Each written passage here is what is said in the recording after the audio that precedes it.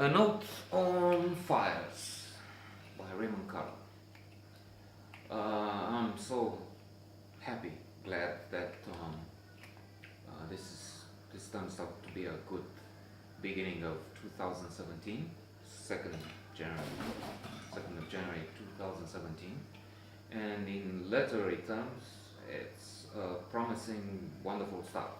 Yesterday I had the pleasure to listen to The Beach, Never Shoot, a wonderful, powerful message.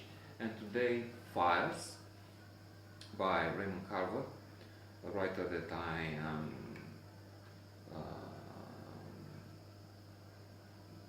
admiring so very much.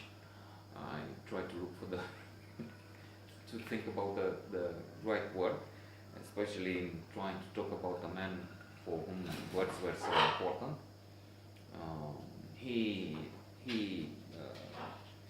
is writing here in Fires about words, about his experience as a writer, about the influence, about the fact that he was considered a minimalist, and that may come down to the fact that he believes in no tricks. I mentioned in the previous note, which is connected with this one, the essay on writing, which was the last note for 2016, that someone, a great author, said something like, no funny tricks. Anyway, there's something with the tricks. No special tricks, no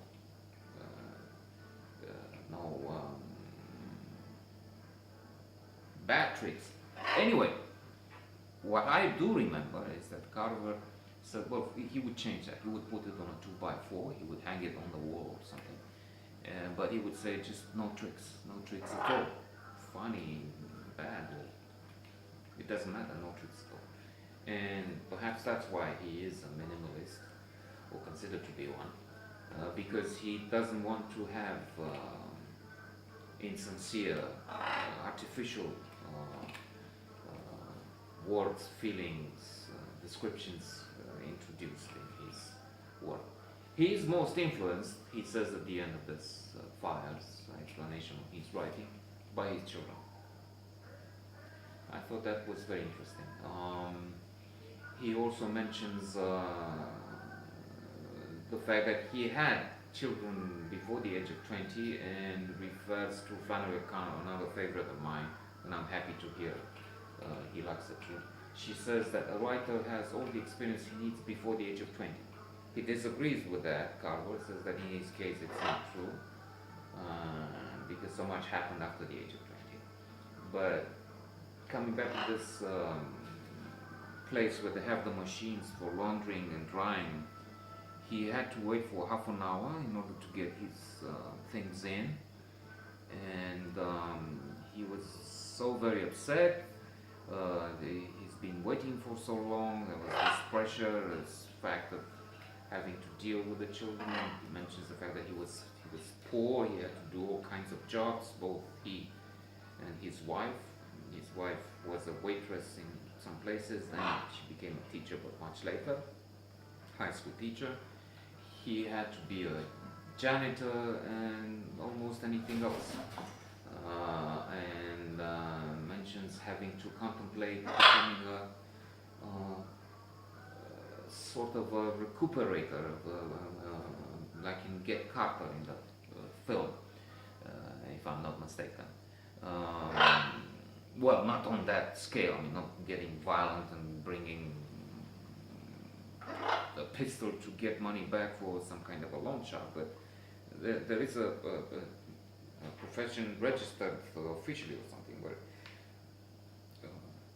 people use their skills to get the money back. Sometimes these skills, from what I hear, include calling the workplace, calling the neighbors, and making all kinds of harassing gestures. Anyway, Carver didn't do that, and it's probably a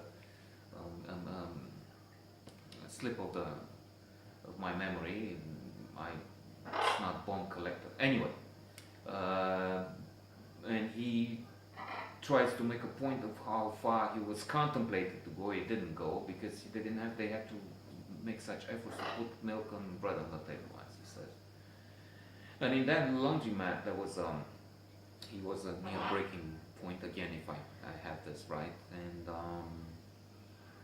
when the woman who had her things in the drying machine came, looked at them, and she decided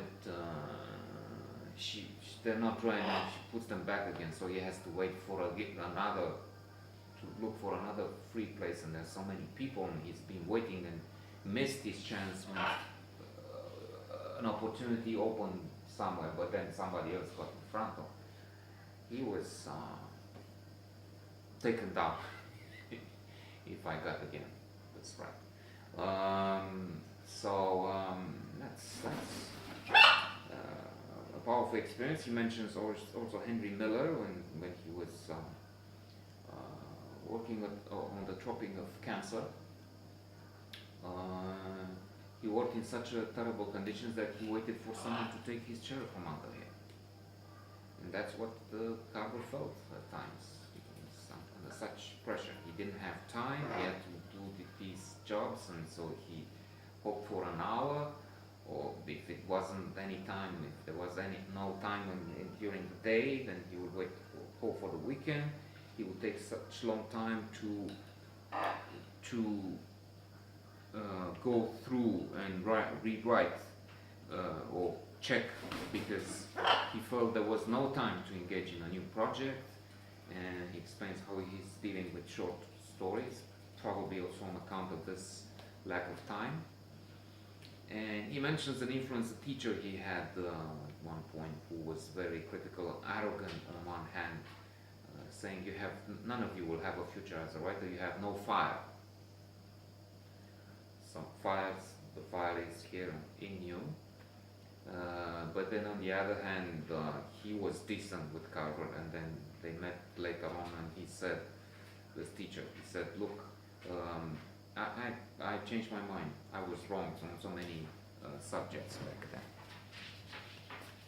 Great work.